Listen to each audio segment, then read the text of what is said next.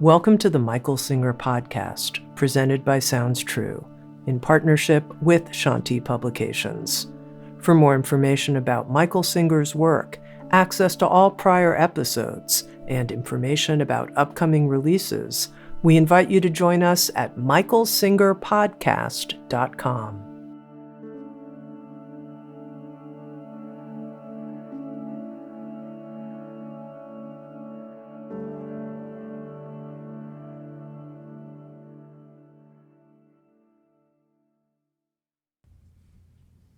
Jai Gurudev, Jai Masters. It's amazing that whether you realize it or not, you live inside. How do I know? Because if you're outside, you wouldn't need sensors to pick up the outside and send it back to you. But you do. You call them senses, but they are sensors. Your eyes, ears, tactile, touch, olfactory, smell. Why do you need those things? Because if they're not working, you're not receiving the outside world. That's your first clue that you live inside. You, the experiencer, the Atman, the self, the soul, call it whatever you want. The essence of your being is the end user of the experiences that it is receiving. It's so obvious why we discuss it. That's not a spiritual discussion. That's medicine. That's physiology. That's understanding why you have senses. And it's funny, you can't hear through your fingers. You can't see through your ears. They're literally just like a computer. They have position, and you put them out there, and then they have this connectivity. Interestingly, nowadays, everything's wireless. Your senses are not wireless. They need wires. Isn't that amazing? If you just had the senses sitting out there remote, you ain't getting nothing. You have to have this thing called your nervous system that wires the senses back ultimately to your brain, to the central processing unit that is receiving. Your brain receives from the ears, from the nose, from the tactile, from taste. I left taste out, from taste. It's all coming back to the same place. You can hear, smell, and taste at the same time, can't you? They all come back to the same place. I'm not trying to teach you medicine or physiology. It's obvious. What does it tell you? That you're in here. You're not out there. You're never out there. You experience an out there because the universe, the world is created in such a way that those very special atoms that make up your eyes, your ears, your nose, your throat, your tact, that kind of stuff, they pick up these vibrations. In the sense of sight, they pick up photons that come back and they hit the senses, and then they send back these messages. But the result is they are sensors. And then they pick up those vibrations. Your eyes don't pick up the vibration of sound. Your ears don't pick up the vibration of sight. They have their dedicated atoms that are constructed in such a way, the molecules are constructed in such a way that when the stimuli of light comes in, or the stimuli of sound vibrations, or the stimuli of taste, chemical interactions, all right, or tactile, you feel touch, when those senses feel that, they send these messages back to you. So when I start teaching, to teach you that you're in there, I hope that's not hard. You have to say, I don't know if I believe in that. I don't want you to believe in anything, all right? You're obviously experiencing that all the time. How do I know? I'll prove it to you. Ready? Close your eyes, and I bet you don't see. Why? Did the world go away? No, the photons that are bouncing off of the world, off the molecules of the world, they come in and they stimulate the senses, right? The optical senses. Do all the molecules that are out there come back and hit your optical nerves? No, you wouldn't see shape if they did. It would just all be one blob of light. But I'm looking at her exactly where her ear stops. The molecules of the air don't send back the photons. Where do they go? They go right through. So all of a sudden they see shape, not because shape is there, but because the particular molecules that are making up the body or the wall or anything like that. If I look at the wall, there's cracks in the wall, there's knots in the boards. Depending on how the light is hitting them, they're reflecting back different colors. They're reflecting back different densities of light, all right?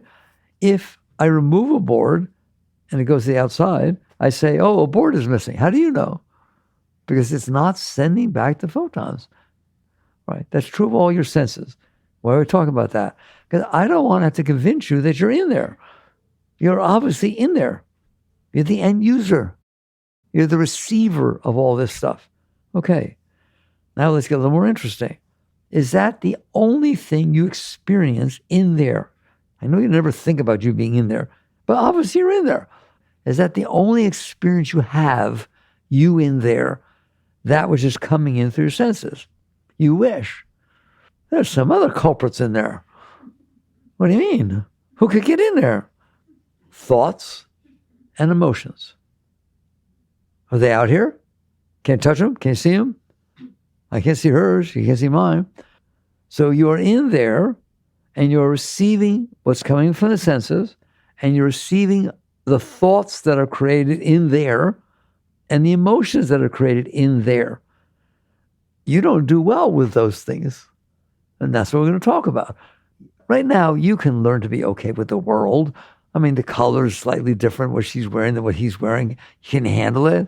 Of course you can handle it, right? She got all kinds of stripes, right? No, you just get a little more open and you're able to handle what's going on out there. There's a bug. It's out there. Don't worry about it. The mosquito cannot bite you. It's like you hear it, you can see it, and if it bites you, you can feel the spot where it bit. It came back to you, but the mosquito stays out there. Your thoughts don't. Your thoughts and emotions are created inside, and you experience them inside. All right? In case you haven't followed so far, there are times in your life where you experience thoughts and emotions inside so much that there is no outside to you. There's only the thoughts and emotions going on inside of you. When you go to sleep and when you dream. That world is created by your mind. It's created by the emotions. It paints pictures. You have a city, you can walk around, you can get married, you get divorced 3 times while you're asleep. That's not happening outside. But it's the exact same experience that you would have if you were having it outside. If you have a mosquito buzzing around when you're dreaming, it's bothering you. But it's not even there. Your mind can create thoughts and emotions that have nothing to do with the outside. Normally, and that's why you interpret dreams and stuff like that, the outside leaves impressions on your mind and emotions. And before you go to sleep, it recreates those impressions. But they really got stimulated from outside. You can dream about aliens. You've never seen any. You can dream all kinds of things. Your mind can create things, and you experience it inside. The purpose is not to analyze the dream, this talk. Not analyze the dream. It's not to study the physiology of the nervous system and the brain and all that stuff. It's, are you in there and do you experience dreams? Yes or no? How do you know you experience dreams? You wake up in the morning, I had this amazing dream. I'll stop you right there. How do you know? What do you mean, how do I know? I had it. Who did? Me in here. Thank you, Pranam. So you are in there. You're not out here. You're not your body. When you go to sleep, you ain't got one. You can sleep so deep that they can tap you and you don't wake up. And when you finally wake up, you say, oh, I was having this beautiful dream. Why'd you wake me? What do you mean wake you? What does that mean? It means that your consciousness is now receiving messages from the outside, not just from the inside. So we've established that you're in there and you receive these messages from the outside world because you have senses, otherwise you don't. And you receive the inside thoughts and inside emotions. Trouble is, you're not doing so well. Lots of times. In fact, I'll tell you a secret. You're very rarely doing well. You're doing relatively well. Your mind's kind of behaving a little bit. Your emotions are kind of tolerable. But there are lots of times that mind is not creating thoughts that are fun to live with. which is very interesting to talk about. You create the thoughts. There's nobody else in there. Who's in there? Mommy, daddy, sister, brother, teacher? Nobody. You're in there. So if you have thoughts that are bothering you, oh, you don't want to hear this, you are doing it. No one's reaching in there and making your thoughts be the way they are. They're your thoughts. You always say, my thoughts. You don't say your thoughts. You own them. They're yours. You say, my emotions. They're yours. They can get stimulated from the outside and therefore create things that are associated with the outside, but they don't have to. There are things that stimulate you that don't stimulate her from the outside. She just walks right by and you get all caught up in it. It's something you're doing in there. Let's get that spiritually straight right away. There's no one in there but you. That's your house. And how it is in there, I know you don't like to hear this. You built the thing. Something happened to you in high school or kindergarten or something like that. How do you know? Because I experienced it. Okay, you ready for the next experience? No. I'm not ready for the next experience. Why? I didn't like that one. So now that you don't like it, why don't you keep it? That sounds like fun. Let's keep all the ones we don't like inside our mind so they can bother us for the rest of our lives. Good idea? You didn't say yes or no. You're sitting there. Who came up with that idea? I'm going to throw out that playbook. All right? You don't know how not to do that. That's what I want to talk about. Why are they in there? Most of them are in there. The white lines you pass by, the sunsets and the clouds and people you don't know. And there's all kinds of things that go on that don't get stuck in there. But some of them get stuck. Why? Because you hold on to them. Nobody else is doing that. What he holds on to inside, he doesn't. What you didn't hold on to inside yesterday, you hold on to inside today because something happened in between that made you do that. Made who do it? You did. There, that's a talk that I know no one wants to hear. You don't want to hear it, that you're the one causing all this. You shouldn't feel guilty about it. Just, who else is in there? Understand. If I go into your house and there's pizza crust all over the place and roaches running around, it's your house and nobody else lives there. So the question is how to get that way, because you let it. You had an experience. How do you know? Because it came in. Otherwise, I guarantee it's not in there if it didn't come in. It came in, and instead of experiencing it, it's okay, there's an experience. This person doesn't like me. They're dissing me. You do whatever you want with it. It came in, you're experiencing it, but what you intuitively do, default, is resist. You're not going to talk to me like that. I don't have to put up with this. Okay, what does that mean? I wasn't able to handle the experience. Therefore, I pushed it away, kept it at bay, or I ran away. I mean, talk to me like that, I'll never talk to you again. I'm going wrong. The point is you couldn't handle the experience. You understand what the words mean? You ever say, I can't handle this? I can't handle this. And I guarantee you, if you say, I can't handle it, you can't. What if you said, okay, doesn't feel good, but I can handle it. It's temporary, it's momentary. I can handle it, I can handle it. Well, you feel a lot better. You have a much better chance of handling it if you say you can handle it than you do if saying, I can't handle this. Oh, no, I can't handle this. So if you can't handle it, first of all, who's this you? Who's this you that can't handle it? First of all, what's the it? The it is the vibrational sensation that came in from the outside. Let's make believe somebody's saying something to you, right? The person didn't get in there. They can get in there. You're still the only one in there. But vibes get in there, don't they?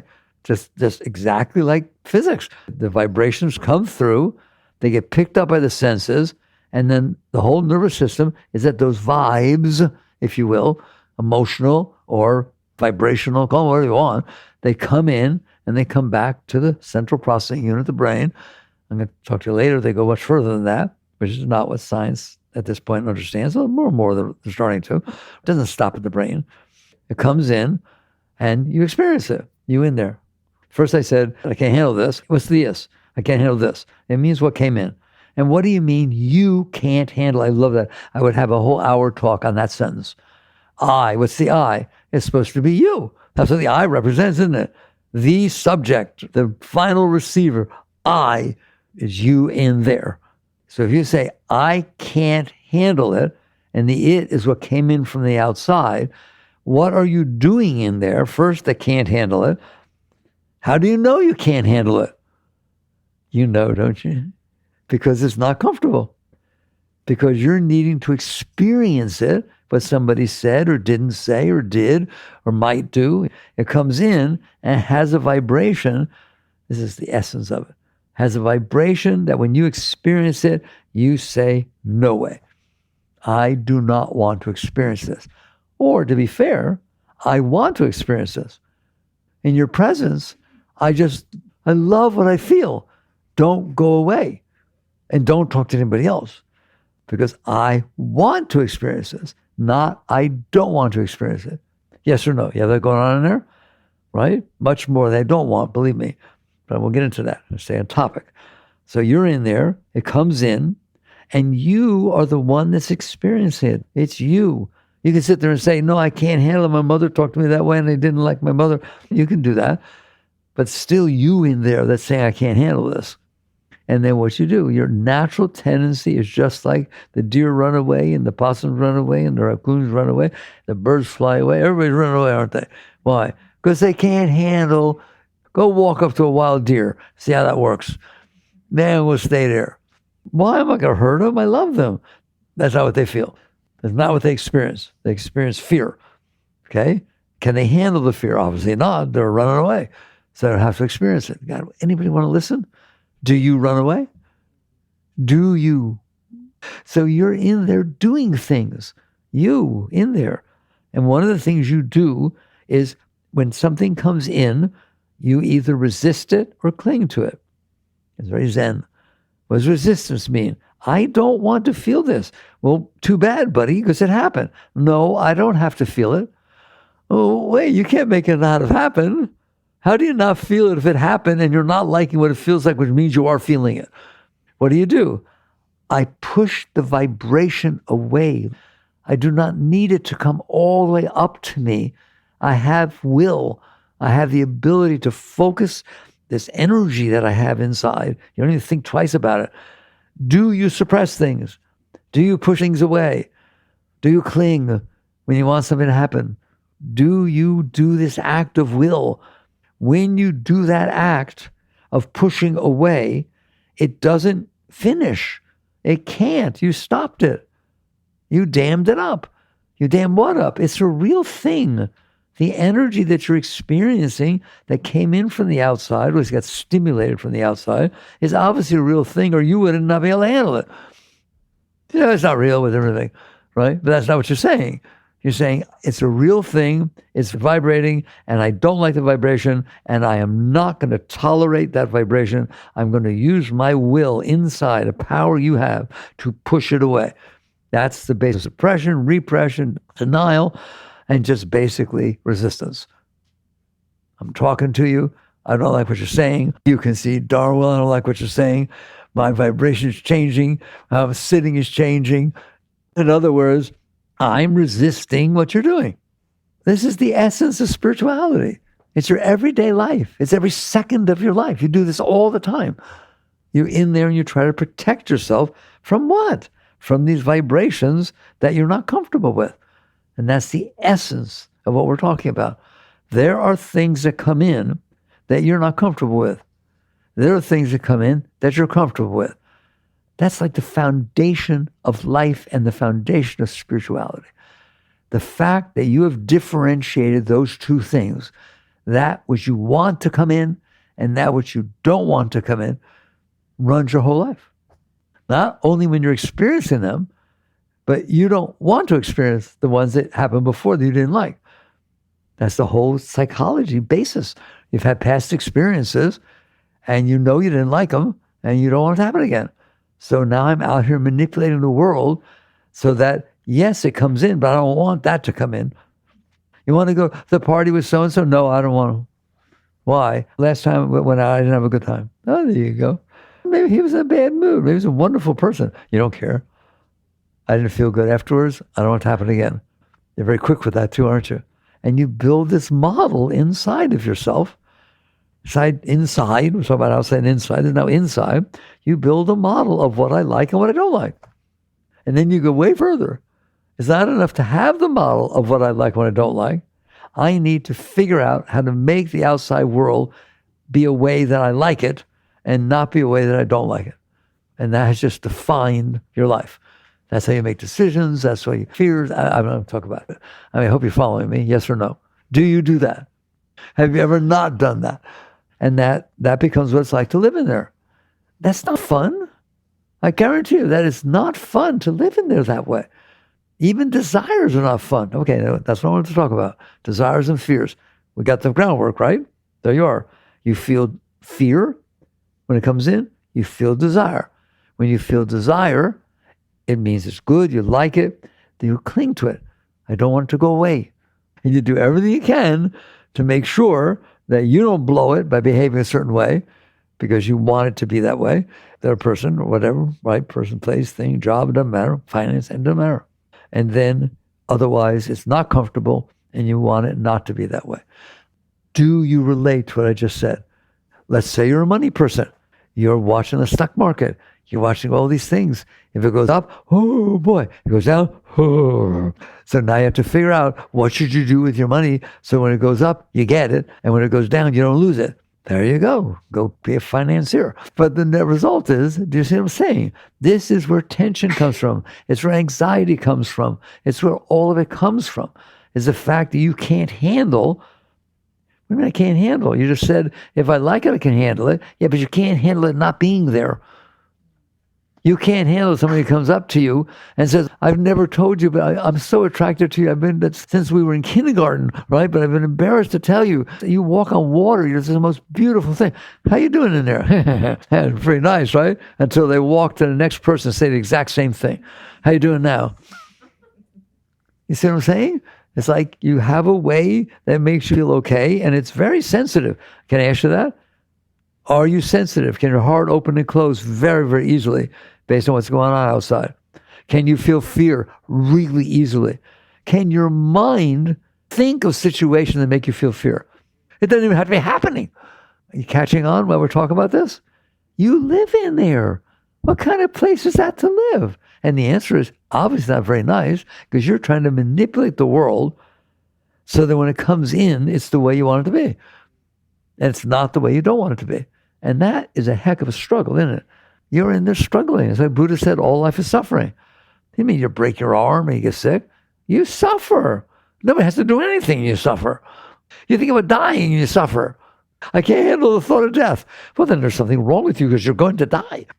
If you can't handle the thought of death, you're going to suffer. If you sit there and say, oh boy, I wonder what that's going to be like. I guess I'll find out. That is literally the totality of where you should be with death. Not, where will I die? How do I stay longer? I have a bucket list that I have to take care of before I... What are you doing? You're living your life. You open up. You experience your experience. And then if you have a thought, someday I'm going to die, say, I wonder what that'll be like. Will I be there after the death happens? Well, we're going to find out. Oh, boy. That's how you should handle death. But that's not how we handle it, do we? Why? Because you're not okay in there. And the thought of death means I don't have time to make it be okay. That's your bucket list. That's all the stuff I haven't done yet that I want to experience. It can't happen. It's all based on fears and desires. So, all right. Do you have fears? Of course you do. Do you have desires? Of course you do. And I guarantee you have more fears than desires. Not even close. You're not wanting a mosquito to buzz around your head, but you want them not to.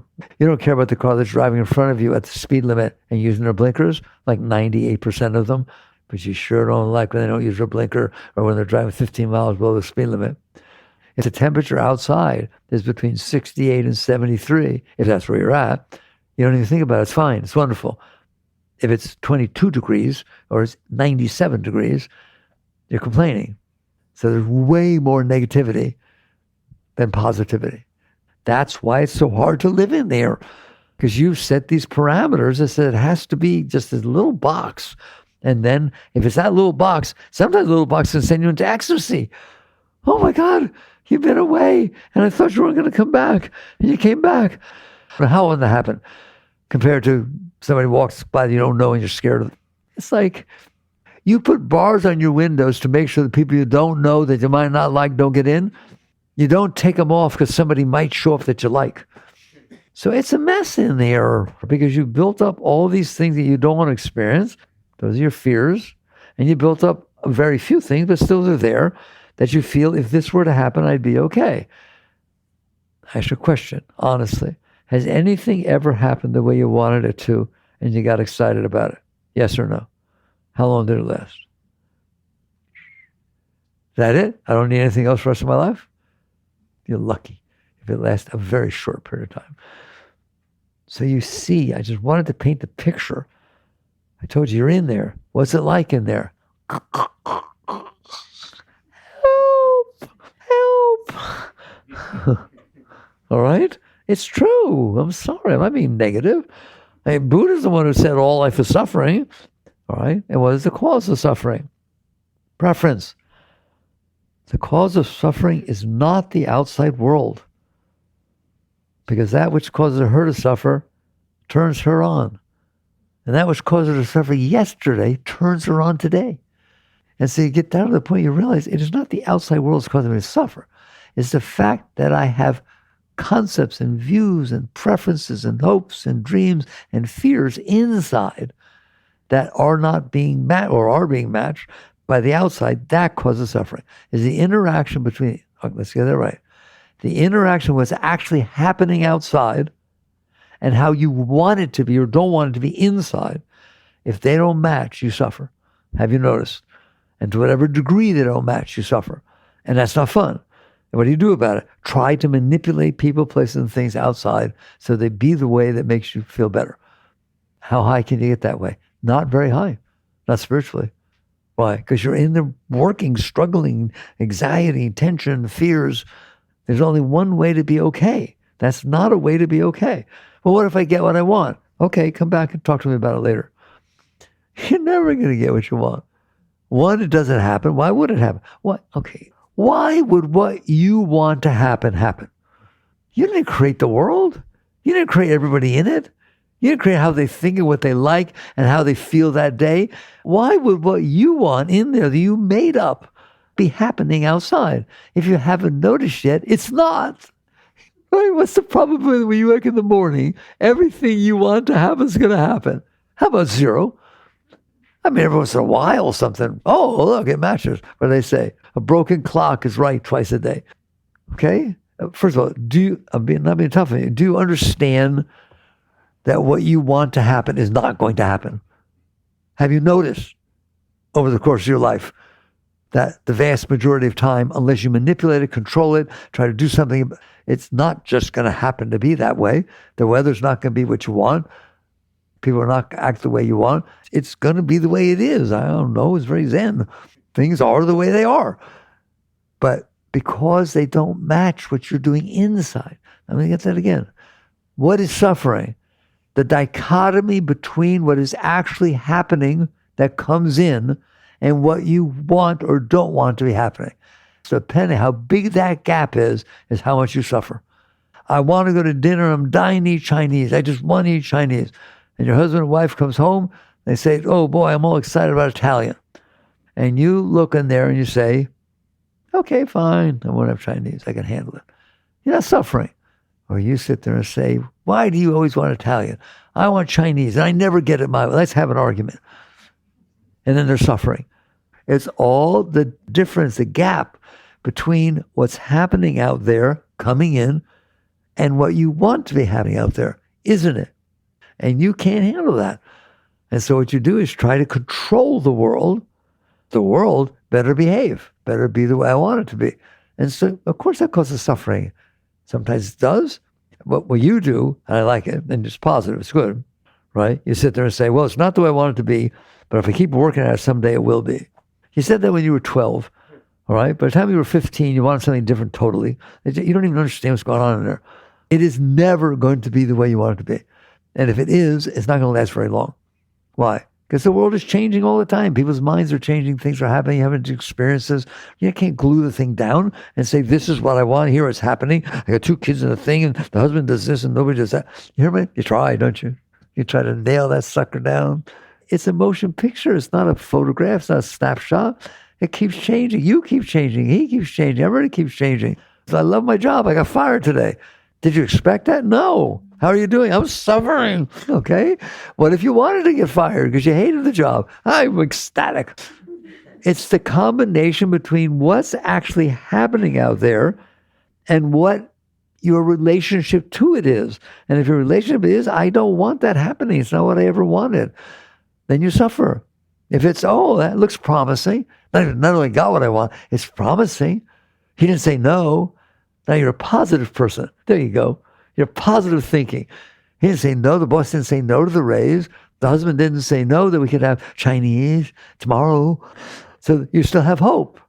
But if you're a negative-minded person, and you're both, by the way, you're a negative-minded person, no matter what happens, the boss says, okay, I'll think about it. You think, he won't ever get to me. I know he won't. He never does. Positive, oh boy, there's hope. Isn't that beautiful? You're doing it. Who's in there making that noise in there that's making you decide if you feel good or feel bad or feel hopeful or feel depressed? You are. But what happens is it's not really you with free will. You have will and you're doing it, but you have formed tendencies. Things have happened to you in the past. You got fired to a previous job. Boss says, I want to talk to you. I want to talk about your position here. Well, you have now a tendency toward being afraid of being fired. Last time the boss said to you, I want to talk to you, he gave you a raise. So you're the sum of your learned experiences. I teach you that all the time. Psychology says that. Because you held on to those experiences, now when the world comes in, it has to pass through them. You built a veil. You built an ego. You built a self-concept. You built a way you want it to be. So when the world comes in, it either matches that or it doesn't match that, or it comes close, or so on and so forth. And depending upon the sum of all your learned experiences, you have this veil that the world has to pass through before it gets to you. And that's what you end up feeling. You don't end up feeling the world. The world comes and goes. There's a snake. Okay, there's a snake. Did he bite you? No. Is it okay that there's a snake? Of course, he didn't bite me.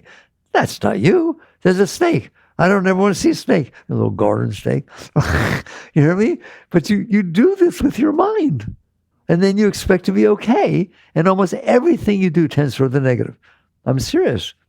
But what about if I practice positive thinking? Listen to me. I'm not picking on you. I love positive thinking. Why do you need to practice positive thinking? Because it's negative. Why else would you need to practice positive thinking except that it would be negative otherwise? I practice positive thinking when I need to, and there's nothing wrong with that, right? It's better than letting it fall down, but it will fall down in there if you don't lift it up. So we're just establishing the fact that you're in there. The world is out there. The truth is they have nothing to do with each other. The world is just doing its thing. The world is the sum of its learned experiences. It is a cauldron of cause and effect from the beginning of time, interacting with each other, effects causing causes, causes causing effects, and that's all unfolding in front of you. And I'm telling you, it has nothing to do with you in there because it didn't have your experiences. That moment you're experiencing now didn't have all the experiences you had before. You grew up in Detroit. The moment you're having now has very little influence of all the things that happened to you in Detroit. So it programmed you to how you want things to be, has nothing to do with how the world is unfolding in front of you. Reality is what's going on. Do you understand that? And then yours is not reality. Yours is just what you made up based on the things that you like and didn't like. Okay, so now the question becomes, what do I do about this? Because I hope, I've talked a lot, I hope you understand this is truth. You can make believe it's not all you want, but you're going to suffer. You're going to have anxiety. You're going to have fear. You're going to have tension. You have insecurity. What is insecurity? Do you have insecurity? Why do I have insecurity? Because I don't like feeling rejected. Who decided whether you're rejected or not? What if you're playing football and you got this professional coach to run up and down the sidelines screaming at you, no, run faster, or avoid that, or do that. Come on, man, you can do this better. Are they rejecting you? Or are they teaching you? Or working with you? Or encouraging you? You decide. Everything in life. It's not what's happening. It's just happening. It's what you do with it when it comes in here, and I told you what to do with it. If it ends up feeling good, you try to keep it. If it ends up feeling bad, you try to not have to experience it again. And that becomes the entire base of your life. There is a higher life to live. There is actually a totally different life to live here on this earth, every minute of your life, completely different than trying to say, when things don't go the way you want, you know what you say? You know what you say? They're wrong. He shouldn't have said that. That was so wrong. How did I know it was wrong? Because I didn't like it. Somebody else liked it. Yeah, well, they're wrong. Isn't that beautiful? Wake up. There's a whole nother life to live. And the other way works. What is another way of living on this planet? The alternative is to say, the problem is not what's outside, it's how I'm processing it inside. And if I take it as negative, it's negative. And therefore I have trouble with it. So what can I do? I teach you this all the time. And it's so beautiful because it works. You catch on. If I don't like it, it's not going to be comfortable. Period. By definition. The fact that I don't like it, which means when it comes in here, it's not comfortable, and therefore I'm not a happy camper. All right? What if you learn to like it? Well, what do you mean? I don't like it. What if you learn to like it? I can't learn to like it. I don't know. You learn the piano. You learn to play tennis. You learn to do all kinds of things. You didn't know how to do them before. Can you learn how to like things instead of not like? Imagine what your life would be like if you woke up in the morning and you said, I don't know what's going to happen today, but I'm going to love it. I don't care what it is. It's going to be fun. I'm going to put my heart into it. It's like a video game. I'll put my whole heart into it. I'll work with it. And we'll have fun together. If you don't like me and you say mean things about me, that's fun. It's fun. What can I do about that? How can I handle that? How can I learn to not let it bother me? I teach this all the time. How can you let another person's words bother you? Just you listen to me. How can you let another person's words bother you? They are the sum of their learned experiences. Their words have nothing to do with you. You just interacted with them in the last 10 minutes. They have this whole history of what made it bother them. But you think, I made it bother them. I feel guilty. I feel ashamed. I did terrible. You didn't do squat. It's them inside of them that had all these past experiences that when you put them together and you did your thing, they got bothered. I always tell you, people are not yelling at you. You just happen to be standing in a place on the planet Earth where somebody's yelling. If an experience happened to them 3 minutes before they walked up to you, and it was a nice experience, they'd be talking about how nice you are and how wonderful everything is. I love your hair. If they're in a bad mood, because their girlfriend or boyfriend left them or threatened to leave them 2 minutes before they talk to you, they don't like you. You remind me of her. You hear me? They project themselves onto you. And so you take it personal. Can you learn to not take it personal? Absolutely. But we got to talk about it. This is called real work on yourself to where you're always okay. Always okay. Not conditionally okay. That's the difference. It's not about the conditions that they happen to match. It's about you in there, that you've worked with yourself enough to say, yes, my past experiences have programmed me. Can you learn to work with that? Can you learn to look and say, not only do I not have to be like that, I don't want to be like that. I would like to be a loving and kind person. I'm okay with people. I'm okay with things. I love them. When I was a Jewish yogi, and when I talk like this, I love quoting Christ.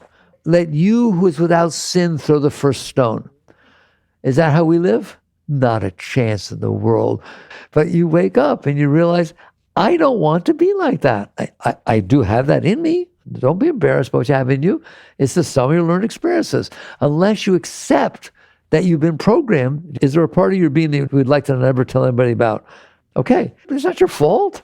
You're in there and these impressions got left and you didn't know how to deal with them. And so now you stored them inside. And so you look at it and you say, I'm in here.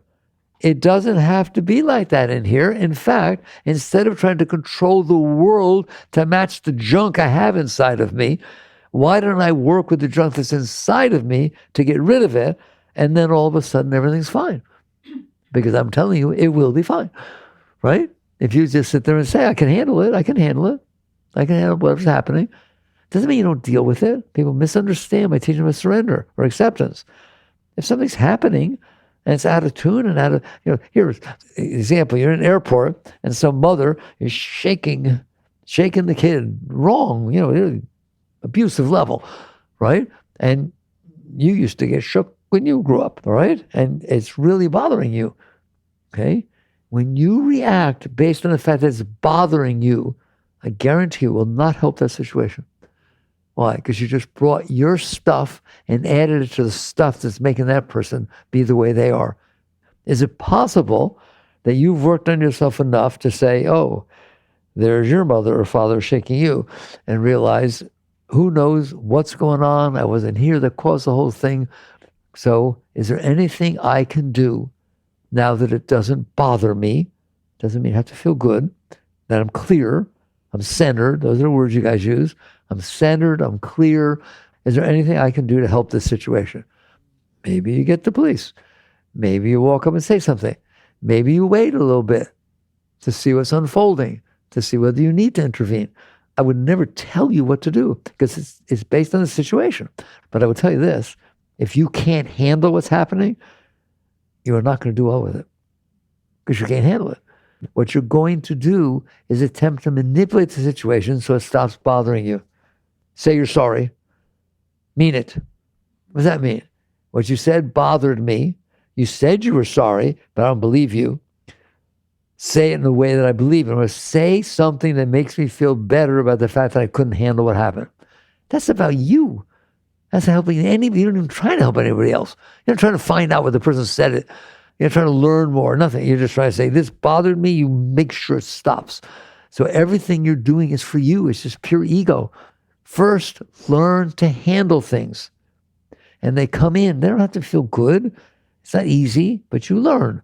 And you get somewhere it's about, 60, 70% is good enough. You're never going to get 100%. There's always a little residual, but the residual stops bothering you. It's so little that you don't have to act on it. And so basically you look at it and you say, okay, it's happening. It's bothering me. I'm not going to act while it's bothering me. I'm going to let go. That's where letting go comes from. What does letting go mean? Somebody asked me the other day, what does that mean, letting go? I know what it means. I've been working on this for 55 years, right? It means the energy came in. My tendency is to resist it. I'm in here. I see it. Do you see the tendency, don't you? You see a tendency to get angry, tendency to get jealous, it's a tendency. Instead of going with that tendency, you say, I can handle this. Even if you don't think you can, I can handle this. And instead of resisting, you relax. And that's the key. It's the hardest part for you all to do. If it's not feeling good, it's challenging you, you feel angry and jealous or fear or anxiety or desire, whatever it is, and you're having trouble handling it. What does that mean? Letting it go, letting it pass through. It's like the white lines on the road. You do good with those, don't you? But not what the husband said while you were driving by. Okay? So you tend to resist it. You literally have to get to the point where you've practiced not resisting it, saying, okay, it doesn't feel good, but if I push it away, it's going to stay. If I'm willing to handle it not feeling good, willing to accept this doesn't feel good, I'm not lying, this doesn't feel good, so what? Lots of things don't feel good. And this comes in, and I'm telling you, it will pass through you. Not the first time or second time, but every time you're willing to relax instead of resist, you let a little more of that energy to go through you. And not only is it that incident that makes it through, it's how much it disturbs you that made it through, which there's lots of incidents that could have made that level of disturbance. Now you know how to let go of that level of disturbance. See the difference? It extrapolates out to anything that creates that level of disturbance. And so when you let go, you're learning to handle all those situations of an equal level. And it really works. People write me all over the world all the time. But they're basically saying, I practice what you're teaching, and it works. Of course it works. How can it not work? Now that I've laid the groundwork to tell you the reason you're in trouble is because you held this stuff inside, and now the world is bothering you. All right? It's not bothering you. It's bothering the stuff you held inside. What what they call soft spots. You have stuff in there. So you literally catch on. It's about letting go of yourself.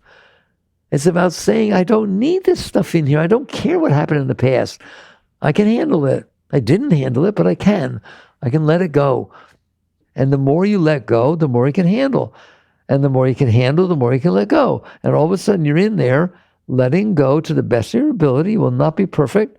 You will sometimes fall. It's called falling. You get sucked down into that energy, but you come back up. And I teach it all the time. If you're sincere and you're doing the best you can, no guilt, no shame, no fear. You did the best you could, and that's always good enough.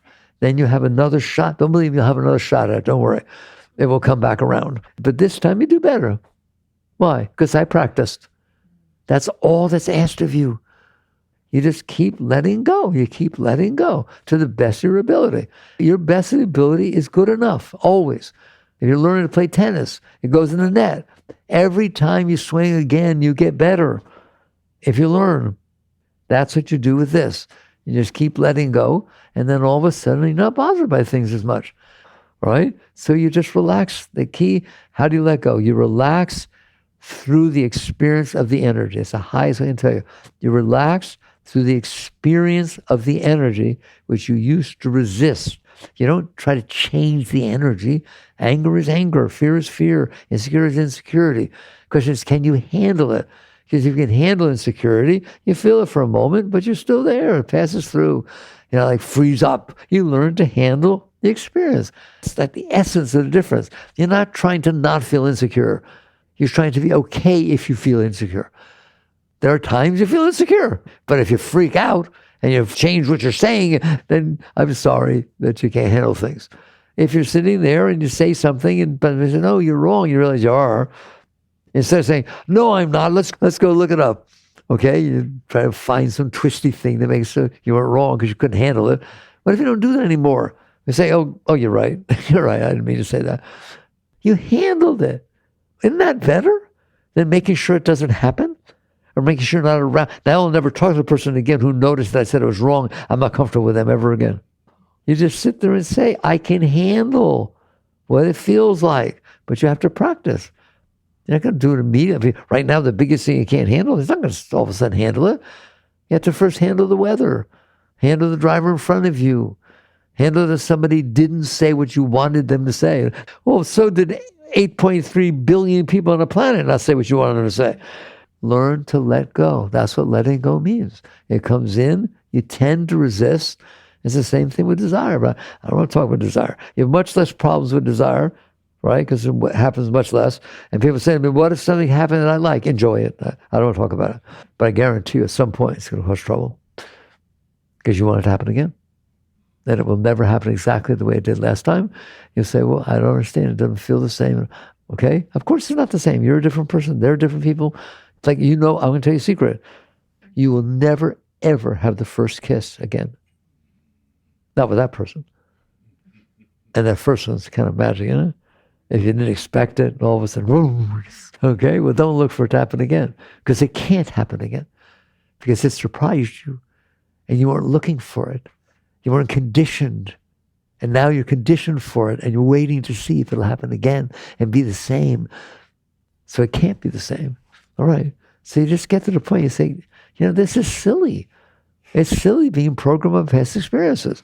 I am better off learning to handle them and let them go. All right? But I always have the caveat with that, understanding with that, put a condition on that. If you can let it go, at least reasonably, I say 60, 70% at least, so it's not bothering you so much, there may be something you didn't interact with. You understand that? The principal of the school calls you up, your kid's in 11th, 10th grade, doing drugs. And they sit there and they tell you, we found drugs in your child's locker. Okay. And you're pretty straight people and didn't ever think that the kids would ever do drugs. Can you handle it? No. What will my husband think? What do the neighbors? I can't even think of. Then you have a problem, and your problem is not your kid, it's you. And you are not going to work with your kid if you're trying to fix you. Then you go pick the kid up. How could you do that to me? Oh, I've met parents like that. How could you do that to me? You hurt me so much by doing that. How is that helping the kid? Instead, You feel it. It does not feel good. Of course it doesn't feel good. Maybe there's a sense of embarrassment or fear. Let it go. How? Relax through it. I can handle this. You relax through it. Now you're clearer, and you go down and you see what I can do to help. You're quiet. You're open. You're receptive in order to deal with the situation. It's wonderful if you get down there, you find out that your kid's locker was 182 and the principal was looking at 181. Then you don't yell at the principal. How could you put me through that? Because you didn't put you anything. You handled it just fine. You say, oh, thank God. Thank you. Goodbye. You can handle things, but it doesn't mean you don't deal with them. You deal with them from a place of clarity, so you're making reasonable decisions that are best for the situation, not best for you. Okay, there.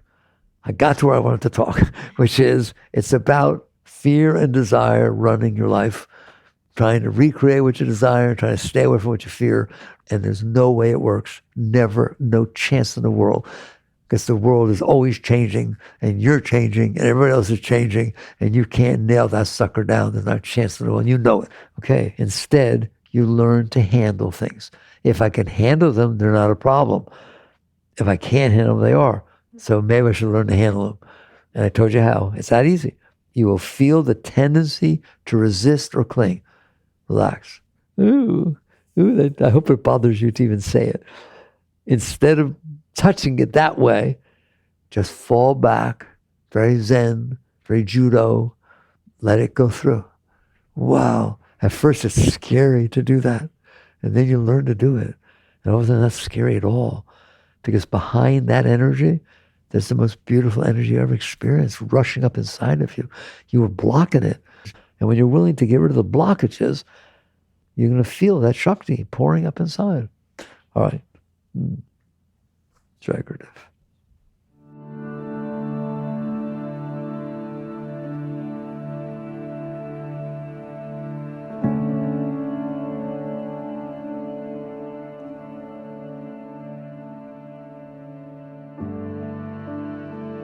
You've been listening to the Michael Singer Podcast, produced by Sounds True in partnership with Shanti Publications. For more information on Michael's body of work and all back episodes, please join us at michaelsingerpodcast.com. Thanks so much for listening. Sounds True, waking up the world.